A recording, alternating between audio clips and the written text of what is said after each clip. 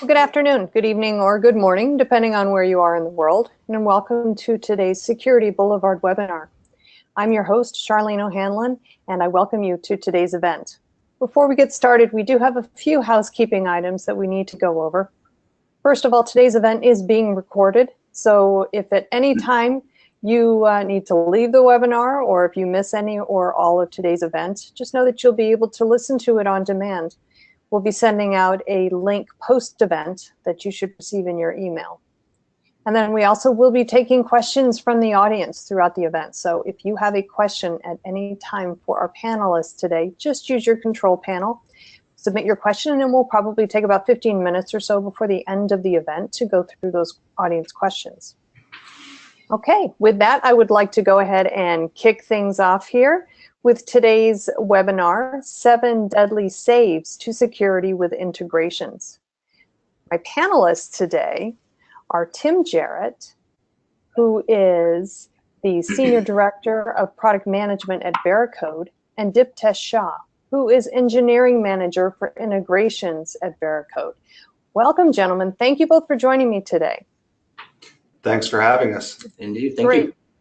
Great. Well, I am just, Tim, I'm just going to go ahead and turn things over to you. And I do want to actually let the audience know before I get off here, we do have a couple polling questions. So make sure that you guys take part in those, because we've got some, I think we've got 2 in today's event. So Tim, take it away. Great, thanks, Charlene. So let's get started. As we start to talk about DevSecOps, I want to kind of introduce ourselves and then also give you a chance to tell you a little something about yourself. So I'm Tim Jarrett. You can find me on Twitter at TOJarrett. So if you don't like what we're saying, or if you do, tweet back and let us know. I've been in software in a variety of functions for longer than that slide says now.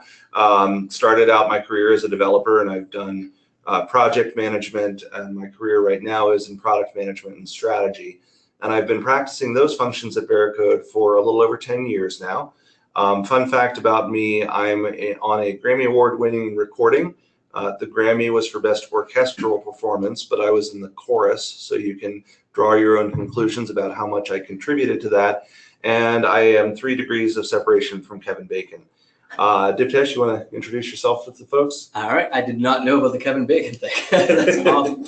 Hi there, this is Diptesh. So yeah, I've had about a little over 50, actually probably more closer to 17 years of experience now as both a developer as well as a development or engineering leader. I've worked in small startups with small engineering organizations all the way up to a company like IBM, which had 400,000 employees, and our engineering org was about 200 people. Across different methodologies being used, from Waterfall to agile, and more recently, of course, DevOps. At my previous company, I was actually in charge or responsible for implementing security testing within our engineering organization and being in compliance with policy that was set down by our product security office.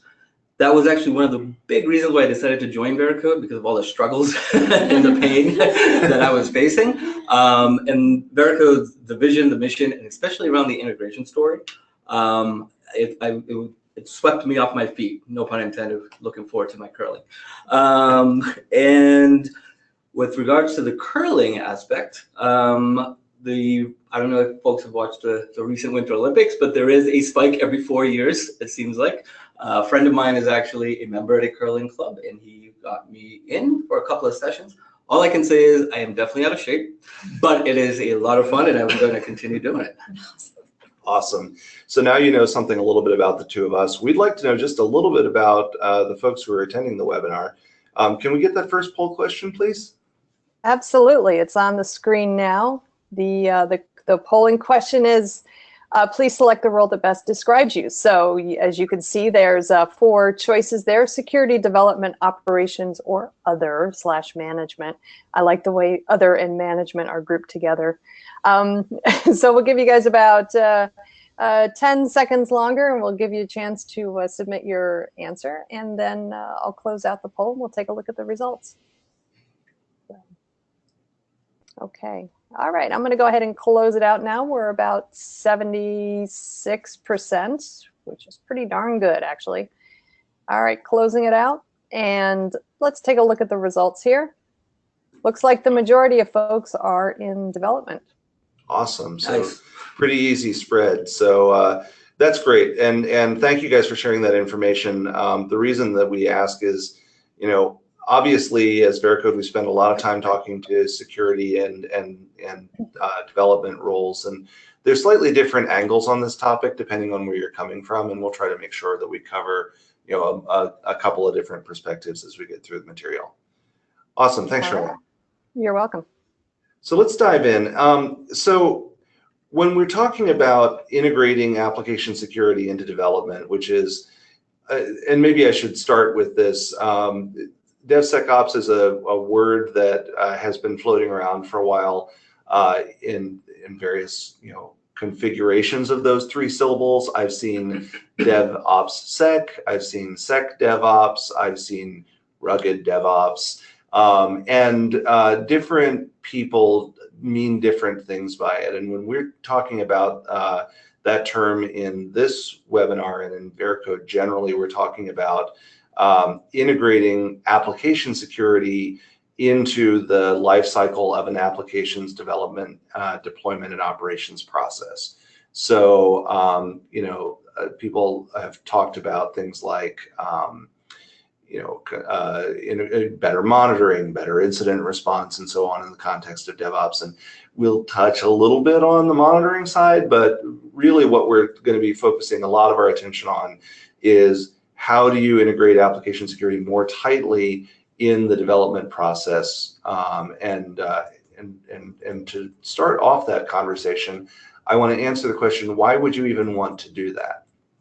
And I think the right place to start that is with a discussion of the 2 syllables on either side of the DevSecOps portmanteau word. So, you know, I think that for a lot of folks, DevOps has been kind of the forcing function to get them to think seriously about bringing application security in an automated way more closely into their processes. And the reasons are really not so much about DevOps being the hottest thing ever, although, you know, that there's some case to be made for that, but more around, you know, kind of the business benefits that that can be reaped from following the general philosophy of automation and cultural change that DevOps brings. These numbers should look familiar if you've been coming to a lot of DevOps.com webinars, or if you've been following the topic. I actually took the graphic directly out of a presentation that was done on one of the recent Puppet State of DevOps reports that was published. The idea is that by, you know, doing what DevOps does, automating large parts of the software development process that have previously been, you know, have previously been manually conducted, and by, you know, bringing some of the functions together more closely and having teams take more responsibility for end-to-end ownership of the application, not only can you achieve business results around deploying software more frequently, but that also leads to business benefits like being able to recover from failures more quickly, lowering the change rate of failure, and you know, thus removing the need to back out changes frequently and you know, clean up messes when things happen, and a massive reduction in the amount of time it takes to respond to changing events in the marketplace. And, you know, really, you know, what people in the State of DevOps report, you know, point to as kind of causal, you know, drivers for this are the focus on continuous delivery, on shortened feedback loops, on learning. And if you're sitting on this as one of the, I think it was 25% of the folks in the audience who are coming from the security side, this has got to look attractive. If you spend a lot of time on the outside of a development team trying to convince folks to patch vulnerabilities once you get the message delivered that needs to be done, having to wait weeks or months for something to roll out into production, staying vulnerable because the change failed in production. Even if you're just considering the simple problem of patching a known vulnerable component, much less making change to the underlying code in the application, anything that reduces the amount of opportunity for error and lead time with getting those sort of changes has got to be attractive, because it means that your window of vulnerability is smaller, right? But I think that there's also something to be said for DevOps as a driver of overall better software quality from a security standpoint. And I'm going to talk to a couple of specific factors that I think are important to consider in thinking about that. The first one is not specific to DevOps. In fact, the canonical study about cost to fix a defect related to the life cycle was done by a guy named Veracode, and the study was published first in 1981.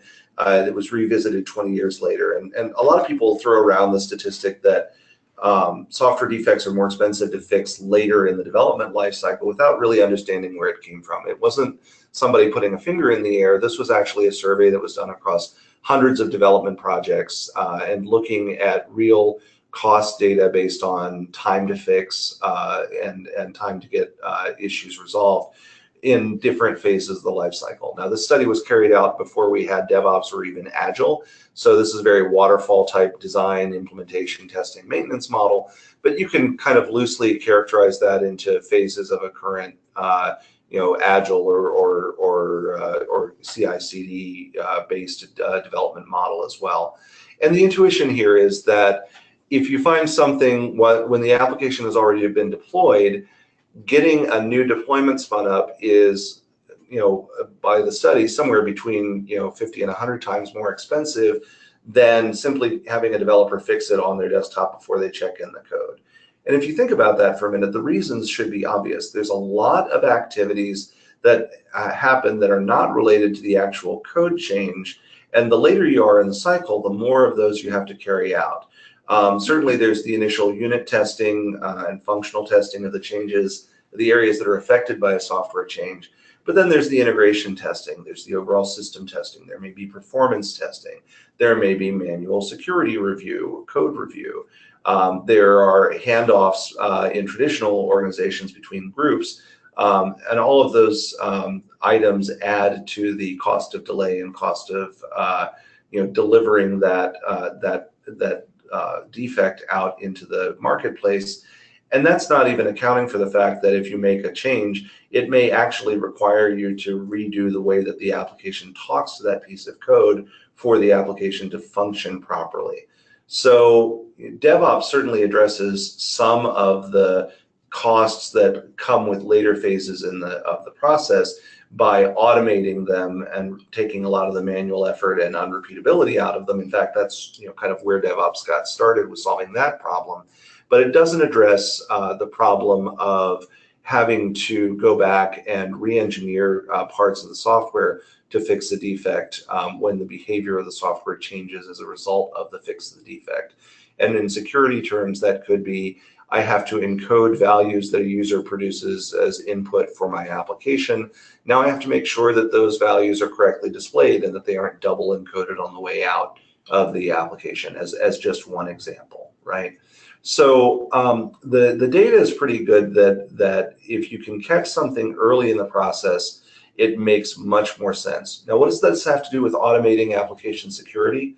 Well, historically, if you're doing security without tools, with manual penetration tests, you have to wait until you have a fully functional application, which means that you have something that's in a staging environment or even in production before you can even test it. And that means that you're very late in the game. You're very far removed from where the developer's changing code. If you look at the way most security testing with automated tools was done a few years ago, it was done by somebody either in the security team or in the development team, going and manually running a scan over a code base, be that source code or binary. And because that's a manual process, people would forget about it, or it would be done late in the cycle, once everything was done. What you really want to do is automate these things so that they can be done more often during the process. We talked a little bit about the rework problem, and I think this is the fundamental issue there is, if you can discover the issue and fix it before you ship rather than after you ship, you're fundamentally much better off. And the last thing that I wanted to highlight in terms of shifting testing and for security issues and fixing security issues earlier in the process has to do with the way that developers work and the way that they think. And I'm going to talk a little bit about something that we internally talk about as the context switching problem. So day in the developer's life, as a developer, I'm sitting reading code and I'm trying to figure out what the code does. And inside the developer's mind, to understand that what's going on with that code, they're creating a complicated state diagram of what it actually does. And the more code they read, the more complicated that state diagram gets. Lots of questions are raised to figure out where the bug is coming in. And then somebody like myself as a product manager or Diptesh as an engineering manager comes along to interrupt that programmer, and they lose their focus and they are back to square one. And the estimates and studies that I've seen are that for a moderately complex chunk of code, it can take up to half an hour to rebuild the context in the engineer's mind to the point that it can be actually productive and solve the problem. So let's consider what happens when you ask a developer then to take a tool that's not part of their normal tool chain and run it across their code base and fix a vulnerability. So to begin with, if it's not part of their normal tool chain, they're probably going to wait until later to run that tool and go back and fix it, which means that you're automatically going to incur that half an hour cost of their time to get back into the context when they get the findings back from the tool and they have to sit down and think about how it is that they're going to fix the issue. And that's to say nothing of, again, the likelihood that they'll forget to run it or they'll run it even later in the day, at which point there may be a lot of changes that have been made and it takes even longer to figure out where the problem is done. If we can automate the running of that tool such that the instance after they write, if C equals single quote comma and single quote, which is probably just as fun to write as it is to say, then you're going to be much more successful in catching them while they're still in the flow of doing their work and being able to just go in and make a fix once it's been identified that they have a problem.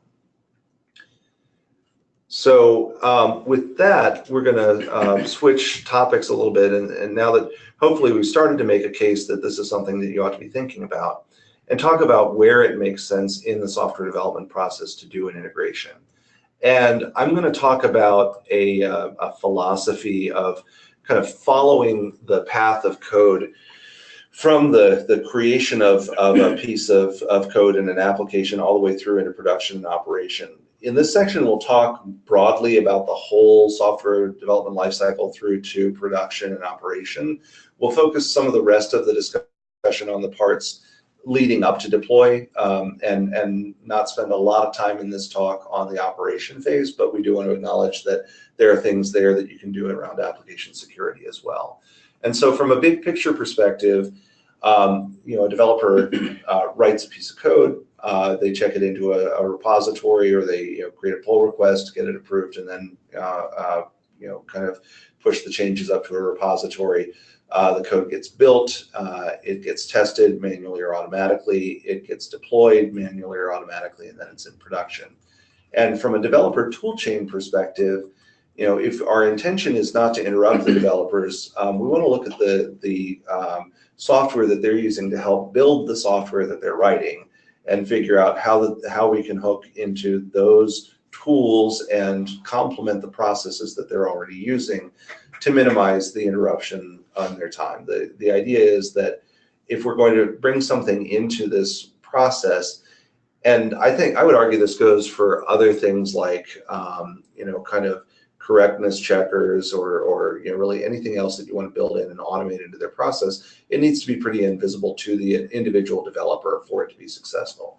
So some of the touch points that we can think about are the integrated development environment, or IDE, in which they're writing their code, the ticketing and bug tracking systems that are giving them the the actual work that they're going to do, the defects, the stories, user requirements, etc. The build systems that are, in the easiest case, simply turning their source code into bytes that can tell the computer what to do, and in kind of the more modern CI/CD use case, also orchestrating testing and deployment processes and automating a lot of the manual things that we talked about earlier. And then in operation, there's a ton of stuff. For simplicity, we've highlighted web application firewalls and GRC systems, but there's also logging, aggregation, and other things that you want to consider in a production environment as potential places to integrate.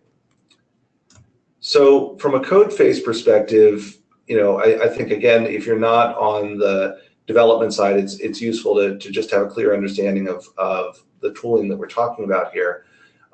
There's a developer does their work in an integrated development environment, many of them. Some of the best developers I know just use Notepad, but that's a different story. And then once they've written the code, they put it into a source repository. And then from there, from the source repository, a bunch of team processes take over the building of the software, testing the software. And then there are all things that are not directly related to the code, but to kind of what you're going to do with the code, the agile planning process that may generate more work for the developer that go back into their issue tracking system, be that Agile Central, Jira, VSTS, Bugzilla, whatever it is that they're using to track their work. But from the developer's perspective, their individual responsibilities in the code phase are largely with these tools. So you might think about, let's hook something into an IDE, let's hook something into the defect tracking system, and indeed we'll talk a little bit more about that as we go on. When we shift our attention to the team processes, we're talking about getting the latest changes that have been made in source control, building and running tests, again, using something like Jenkins or VSTS, Bamboo, TeamCity, what have you.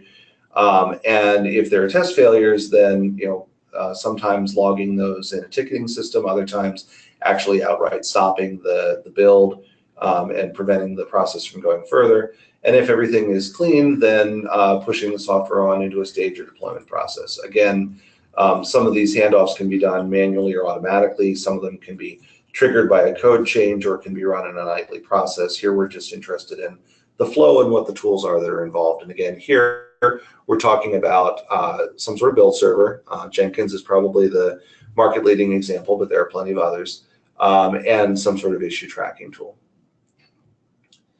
And then from the deployment process, again, you've got Jenkins or another orchestration tool potentially driving the deployment process across a variety of different environments, staging environment, deployment, and ultimately getting things through into production.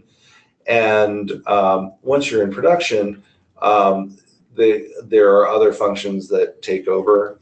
We start talking about people whose jobs are things like vulnerability management, who may be looking at production applications for issues and misconfigurations, or operations personnel who are using things like Splunk, or other members of the security team who are trying to prevent attacks by using things like conventional firewalls or web application firewalls.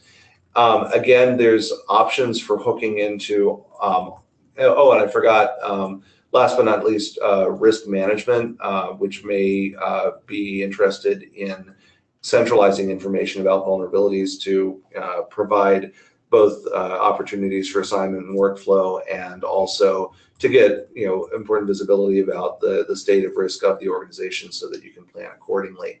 And so conventionally that might be a GRC tool. So every one of these points in the deployment and production phase offer opportunities for integrations as well. We're going to focus primarily on the previous two slides and talk about IDEs, talk about build systems, talk about ticketing systems. But if folks have questions about hooking into some of these other steps and processes from an AppSec perspective, we can maybe get after that in some of the questions. Exactly how this works is going to depend on what sort of development methodology you're doing. In the Waterfall world, you may be releasing very infrequently, and you may be working with a large number of people. And so you may not have made a huge investment in automated deployment, given that you deploy so frequently. That may not be an investment that is worth making for you. But you may have an investment in automated build, given the large numbers of engineers that you've got working on the project. So that may be a place to think about integration, as well as on the developer's desktop. When you get to the agile world with a larger number of releases per year, weekly or bi-weekly or monthly, the pressure starts to come and become stronger to automate some of the deployment processes. So you may want to start thinking about hooking application security into some of those functions. And as the number of people on the team gets smaller, then it may be easier to standardize on a set of tools that you can get to the developer's desktop.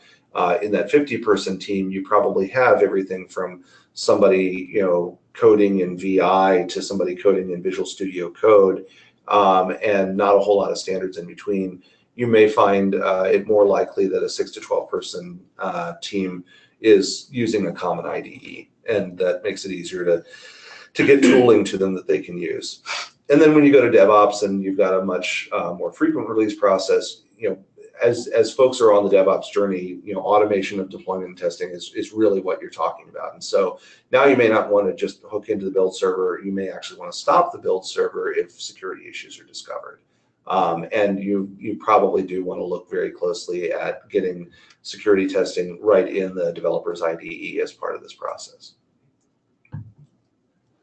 So I'm going to go ahead and build this out because it's complicated and part of the build is broken. So, the idea here is that, again, if you're doing one of the processes that has less automated deployment, then there's a set of integration opportunities that we want to explicitly call out and highlight as part of this flow. So a developer working in their IDE can do their own build and test phase here in step 2. And that might be conducting a static analysis either on the changes that they've just made, on a subunit of the application like a component, or on the whole branch that they're working on if they're doing feature branching, and making sure that what they're working on is clean before they pass it upstream. Most of the developers that I work with have a pretty high degree of professional pride in what they do and are not interested in passing problems on to other people in the team, because they understand karma and they know what will happen if they do that. It's likely to come back at them from somebody else. They then check in the code, and maybe it's not on every check-in, maybe it's nightly or weekly that the team does a scheduled build. I think this depends on the code base as much as it does on the development methodology. But when that build happens, you can again use that as an opportunity to kick off static analysis, this time preferably on the entire integrated code base. And the reason that you want to do that is to make sure that you see everything that's happening in context. And if you put several components together, that may open up a new data flow path that opens up additional opportunities for vulnerability that wouldn't be evident if you looked at things a change at a time or a component at a time. That can be run alongside unit tests that are being conducted at the same time. And if everything passes, then you can send things back, send things on into other steps of the process. And if things fail, then you can file tickets and get things back into the developer's backlog for them to work on. So in terms of automation, automated initiation of static analysis through the IDE, automated initiation of static analysis through the build process and the build server, and automatic synchronization of tickets if the build doesn't pass the security policy that's been established. By the way, if you're going to use security in the build process, it's probably a good idea to think about what your policy is going to be for what is allowed to pass downstream and what's not. And you really probably only want those things that are keeping the application from passing downstream to be automatically synchronized into the defect tracking system. The best way to get developers not to use your process is to dump a bunch of tickets on them that they aren't required to fix. So In the DevOps use case, it's largely the same thing. You'll see a lot of the same steps built out here. But now we're definitely talking about per check-in, continuous integration.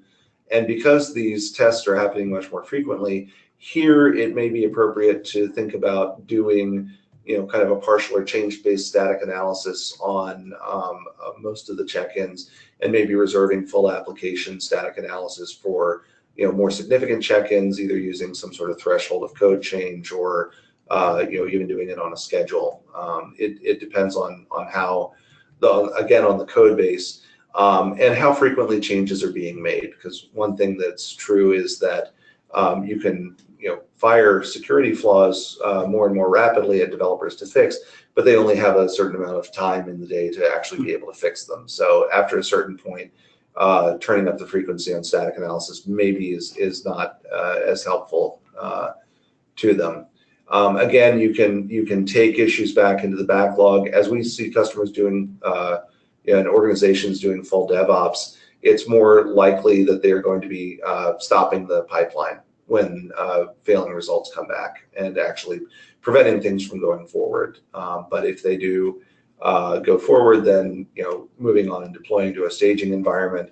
And here's where we may start to automate other types of security testing.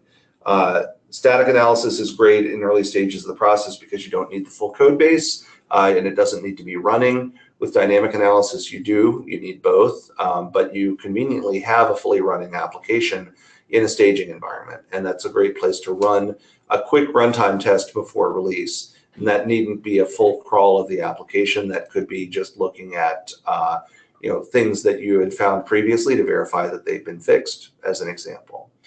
Once every test is concluded, then you can look at deploying on into other environments and then moving into production. So hopefully this starts to give you a little bit of a flavor of, with everything from CI/CD to,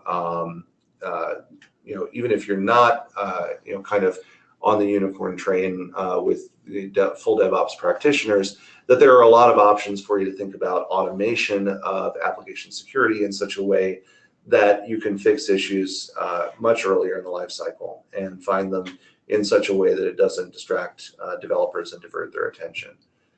I think at this point we have another poll question, Charlene, just to understand a little bit about how the audience is along this maturity journey of DevOps. Yeah, okay, so we'll go ahead and throw that poll up for everybody. Here it is. Please select the answer that best describes your organization. We have no teams practicing DevOps. Wait a minute. We have, let's make that second one. We have some teams practicing DevOps. Is that what you want to do? Okay, so sorry about that, guys. Just to confuse everybody, make sure everybody's awake. So the first selection will be we have no teams practicing DevOps. The second selection will be we have some teams practicing DevOps. And the third choice is we have implemented DevOps at scale with a centralized pipeline. Okay, go ahead and make your choice. Also want to remind the audience that if you have a question for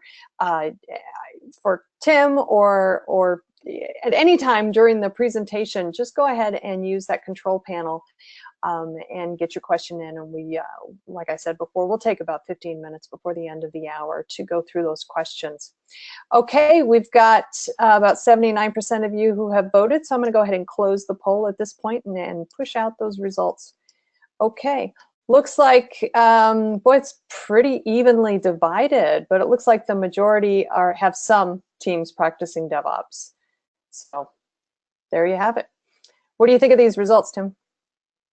That's great. And what I'm actually surprised by is the percentage of the audience that is practicing DevOps at scale. Yeah. Or implemented DevOps at scale.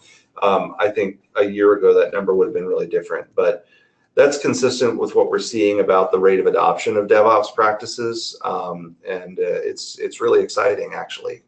So congratulations to those of you that are on the, as I said earlier, the unicorn wagon. That's really awesome, and awesome. So what we're going to do from here is actually talk about one of those journeys in a little bit more detail. And I'm going to turn it over to Diptesh to talk a little bit about a case study of some changes that he's made. All right, thank you very much, Tim. Yeah. Yeah, so I would like to first introduce the team that I currently manage. So as we said, it's the Veracode integrations team, or they call it integrations at Veracode. So what is it that our team does?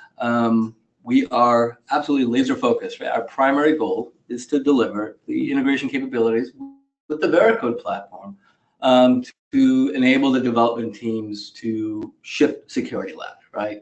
And at the end of the day, it's really to help make the idea of DevSecOps, as we've discussed earlier, a reality, or at least get close to it as possible. And right now, the team is currently on that same journey. So we very much have a vested interest in achieving our mission. Just a tad bit more about the team, so kind of get an idea of where we are in terms of agile versus DevOps. The team currently is actually 12 person large, geographically distributed, big differences in time zones. So automation, automated flow of data, information, etc., very important. We are currently responsible for over 20 applications or supporting modules. So basically individual components or larger groups of components that we need to ensure the security before we push out to production or release. In terms of releases, in 2017, we had 75 releases, which actually surprised me when I went back and looked through the numbers, ranging from very minor critical defect fix to, of course, larger multiple feature type releases. And now what's even more surprising is right now, if I just look at the first 2 months, January, February, we're on pace for 144 releases. Now, I'm not sure if that's a good thing or a bad thing, if it's because that pace, that's going to be an interesting one. I'm not sure if we can actually keep up with it, which is why I say we're still kind of on our DevOps evolution. There's lots more investment in automation that we can do and would need to do, I think, to keep up with that pace. But that kind of hopefully gives you an idea of where we are, right? Now, so like I said, I started here at Veracode about a year ago. And the journey that this team was on in terms of going from what was probably full waterfall to a more agile model and then transitioning over to a DevOps, it was underway, right?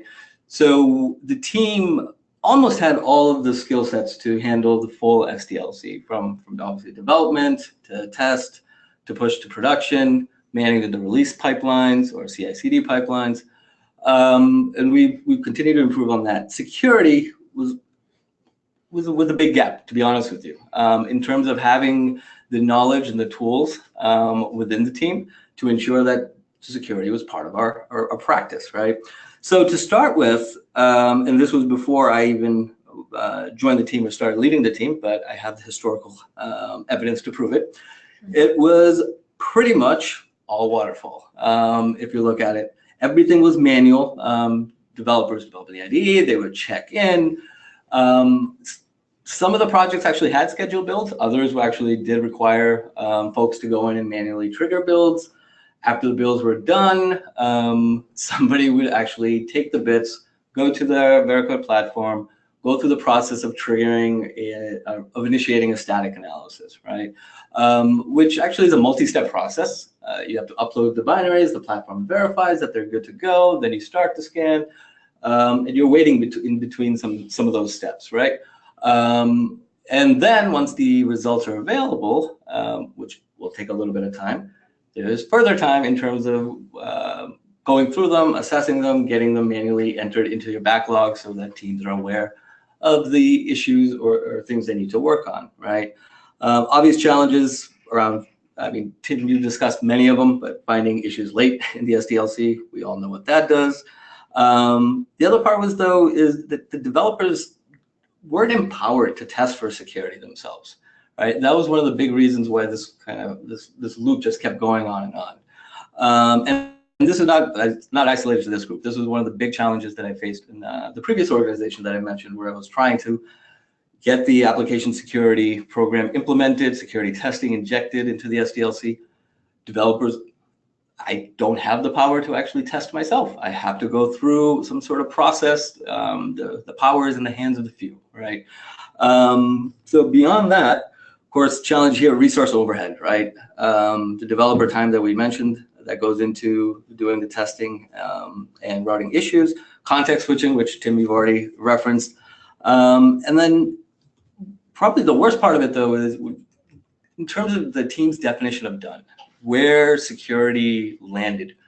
It was present in some applications, but it was really at the kind of epic or uber feature, if not that, more at the release level, right? So that's really, really, really late in the cycle. And of course, then you put yourself at risk of either not delivering or trading off on security, right? So the journey begins, right? In terms of trying to address some of the issues that presented those challenges. And again, at the crux of it is automation, right? So turn things from manual to automated where and whenever possible. So we chose to actually start with the IDE integrations, specifically because we believe that would provide the greatest value to the developer. It would empower them, right? That first thing we talked about. They can do security testing themselves. Now, I have it on two, I'm sorry, I've split it in half because when the team initially started their IDE integrations, the best they could do, or the capability that was available, was to initiate a sandbox static analysis from the IDE, right? Which definitely has value in terms of shifting security left to a certain extent. But there's obviously drawbacks to it in terms of you're still going to have a lag or a delay of some sort between when you wrote the code and when you get the feedback, right? But like I said, big step forward. In addition to being able to actually do the security testing themselves, they could actually work with results within the IDE, basically view results from the platform in their IDE, have that context of the particular line of code that a flaw is referencing. You can view the details. It will directly take you to the line of code in the IDE, provide the remediation guidance, etc. Less context switching. They do not actually have to go to another application or system, right? Which is fantastic.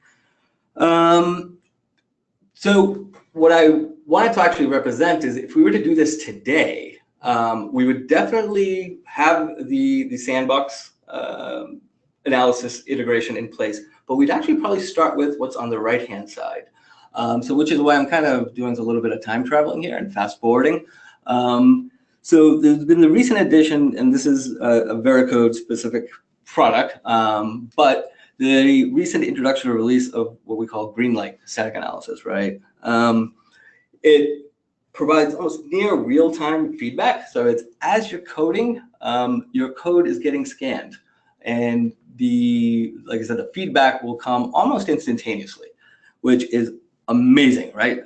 Can't possibly shift it more left than that.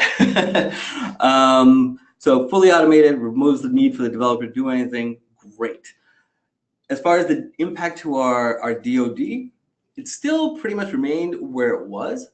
We want to move it down as far down as possible, right? Really down to the story level, Agile Scrum, if at all possible. So this helps, but not in terms of like I said, evolving our DoD. So next phase, moving along, we chose to actually do the build server integration next, as opposed to the kind of third major category that we talked about, which is the backlog import synchronization. Some of the main reasons why is that the team at this point was still kind of working through on creating and executing on plans for addressing tech debt or security debt that may have built up, right? Working through some mitigations. The backlog was actually getting populated with what we call container tickets, Uber parent tickets, referencing some large chunks of work. For example, there's a certain type of flaw that's pervasive throughout your application, right? Implement a common solution and then apply it at once, as opposed to creating potentially 100 or more tickets of the same type, right? And one of the key benefits here again was removing the human element in terms of getting the analysis done, right, on each build. So I called here automated assessment. It's not fully automated, so to speak, because it still requires a manual inspection of the results to determine whether we've got something that was introduced that needs to get its way into the backlog, et cetera, right? So, but like I said, the feedback here, it definitely becomes much more frequent. It does help in terms of giving additional time to react or address new critical issues. And in terms of our DoD, it did allow security testing to go from just the individual to the integrated set of changes or contributions from multiple people, but still manual effort required and not early or frequent enough to move the DoD or evolve it, right? But more confidence in being able to hit it where we were. So now we bring in the synchronization and population and synchronization into the backlog, right? So now it's getting much more automated, right? So I want to actually just to note that all of this stuff doesn't happen across all of your applications that your team may be managing or responsible at once, right? It depends on the maturity or as those application code bases are maturing. And that's where we enabled the integration, but it kind of was in phases in terms of which applications were onboarded and where we were doing this level of backlog management, automated backlog management, right? But again, much better visibility, ability to triage, prioritize, work with other stakeholders in terms of determining trade-offs or what was already planned.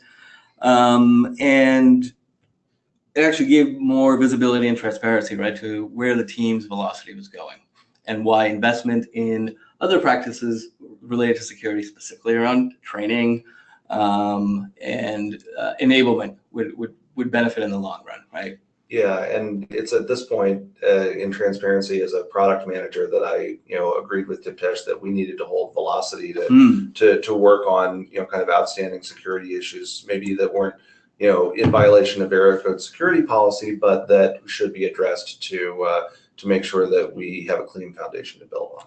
Exactly, and it was great to have that conversation with the data to back up why we need to do and what we need to do, right? And like I said, to help better plan our team's ability to address or deliver on roadmap priorities, right? So it was great. So moving along, so now we've got kind of all the big integration items in place. The next step that we were able to take, and I'm happy to say actually, this has definitely this is true across all of the applications that my team manages. But now we went from assessment to automated assurance, right? In the sense that as code went in, we would be doing the builds, the static analysis automatically gets triggered. We now have a gate in place, right? So that if the application now fails whatever policy you've configured, we stop right there. So I think, as Tim mentioned before, either your CI or CI/CD pipeline, cut. And failures in builds actually will get much more quicker response, right? As opposed to, say, Jira tickets coming in. Build failures, almost immediate reaction. So that was definitely true in this case as well. Still some issues here. Code made its way into the particular branch, right? The check-in got in. Changes would need to be backed out to get a build to succeed ASAP, right? If there was a security issue, which is always, again, it's overhead that you'll have to take into account there. And it really does hinder other people's ability, if there is a security issue and the build gets failed, to get a better assessment of the code that they've actually submitted to it, right? All right, so just moving along the topic of continued assurance. So we went from either daily or weekly scheduled automated builds and assessment/assurance to now actually doing it pretty much continuously. And again, this applies to the majority of the applications that we manage at this point, that we are able to actually trigger this whole flow on a per check-in basis, which is fantastic. Now, I will say the other thing is that everything that we've done up to this point has helped, meaning we are finding less and less, and to a point right now, I would say almost all cases where by the time we get to this point, we're not actually finding any flaws. But there are exceptions, and this is the gates and the checks we have in place to ensure that that code does not get out to production, right? And then just one other thing, it's not on this slide, but we have for a number of the applications actually been able to put this same process in place for pull requests, right? So we use Git. So in order to commit or merge your changes to whichever branch, you create a pull request, right? Code review, peer review, security review. We actually trigger automated build based off of pull request, and static analysis is actually incorporated as part of that build process. Failure, sorry, your code does not get merged, right? All right, but we're still not at CD or continuous delivery, and that's really what our end goal is. So we're getting closer, but there's still more to do. Is basically the thing. And like I was talking with somebody the other day, I don't think you're ever going to be done if you're really talking about DevOps, right? You do have to change to adjust based on business or team dynamic needs. But we know there's some work to be done here. So awesome, Diptesh, thanks very much. Yeah. I want to wrap with one thought before we go to questions. We've talked a lot about the technology. We've talked about kind of developer process and things like that. I think the last piece, and no DevOps talk would be complete without talking about culture, and in particular about relationships between people, because a lot of this is not a code problem, it's a people problem. So being able to clearly identify who your peer is across the organization, or hopefully not all the way across the organization in development, if you're a security practitioner, or security if you're a developer, is key here. But it's not just knowing who they are, it's meeting with them and understanding their goals and really being empathetic to what they're going through, because without that level of connection, you're not going to make progress on any of these initiatives, really. And then, kind of last but not least, it's about accountability. And by that, I don't mean blame. I don't mean, kind of accountability as a weapon. I mean that there's got to be a shared sense of responsibility for all the changes that are being made here. Ideally, security is part of the goals, not just for the security team, but for the development team. And it's something that the teams are measured and reported regularly against. So with the help of that and with the help of technology, hopefully you can get security as far left as you possibly can in your process and make it part of what you're doing with full automation. And with that, we went a little longer than planned, but I think we're ready now to take some questions. Great, great. Okay, we've gotten a couple questions in, but there is time to get a question. And if you have a question for either Tim or Diptesh, please go ahead and use that control panel, get your question in, and hopefully we'll have enough time. Okay, first question. Actually, this one is kind of fun. It's a rhetorical question for you, Tim. It says, were you ever a developer? Because you actually get it. He said, this is the first talk where a person talking actually understood the people affected. So kudos to you, Tim. Well, thank you. I did start out my career as a developer, but it was in a 4GL language called Power Builder, and it was a long time ago, and I kind of hope nobody's still using the code that I wrote. But honestly, if you're in this business and you're not talking to your customers and end users enough to understand what they're going through, then shame on you. So hopefully that came across that we really do care about this problem, and in fact some of us live it every day. So thank you for that. All right, and great. It's a joy to work with a product. That's awesome. That's awesome. All right, great. So let's get on to some real questions then. Peter is asking, I did not see any PAM and DLP mentioned. do the privileged access management or data leakage prevention come into play? Also, with regulatory such as GDPR, how would that affect how DevOps Sec or DevSecOps work? Yeah, that's a great question. I think of technologies around data loss prevention in particular as being kind of outside of the development process, but they might drive requirements into the development teams. So I'll give you an example. We care about our intellectual property here, and one of the things that we've done in the past is implement tracking that looks for certain movements of types of files around the system and around the network, and in particular, out of the network. And so one of the things that we do is we keep a registry of hashes of files that shouldn't be moving around, and we also look inside files for certain signature values. And so the development team had to be involved in helping us do that. But once that was set up, that's pretty much an automated process that doesn't touch them. PAM is more interesting because everything that we've talked about in this process, from automated testing to build systems, accessing source control to pushing to production systems, requires some level of credentialing, right? So we deal with that in different ways, but I know that some of the larger enterprises that I've worked with have turned to PAM solutions specifically to help around this challenge of automating the pipeline, and there's definitely a role to play there. And I think the third question really was around, what was the third part of the question? With regulatory such as GDPR, how would that affect how DevSecOps work?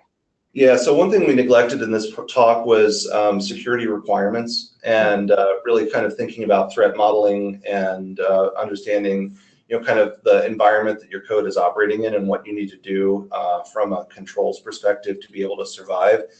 That's part of the security definition of done, just like security testing. And so, in the case of GDPR, where you're changing the classification of some types of data, that changes how the security team thinks about your application. Not every development organization can have a security person embedded in it to handle those sorts of issues. At Veracode, we deal with that by cross-training members of the development teams and having essentially what's a security guild to work with central product security to take care of those issues. But what's being described, I think of really as something that happens kind of upfront when you're defining kind of what the definition of done is for a new story based on that data classification, for instance, and then at various checkpoints through the end, you're measuring against that definition of done. Things like during the activities during the code review, maybe considerations about whether you can, in cases where where the application is doing something and you don't know whether it has security impact or not, the data classification helps you answer that question, and also informs manual penetration testing. So I think of that as really just kind of setting the context, if that helps. Mm-hmm. Okay. All right. Great. I think we have time for one more question here.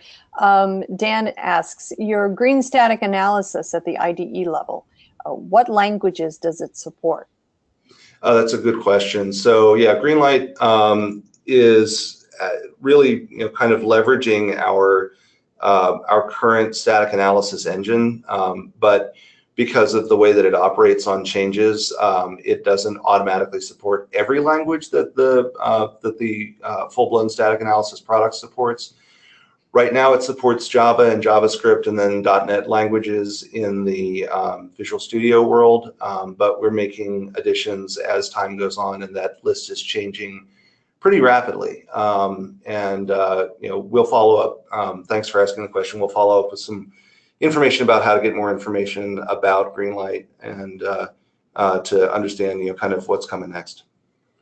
Okay, great. We're less than a minute to the top of the hour. So if we didn't get to your question, please know that Tim and Diptesh are getting a copy of all of the questions. So I'm sure one of them will be more than happy to follow up with you, or a member of their team will be happy to follow up with you post-event.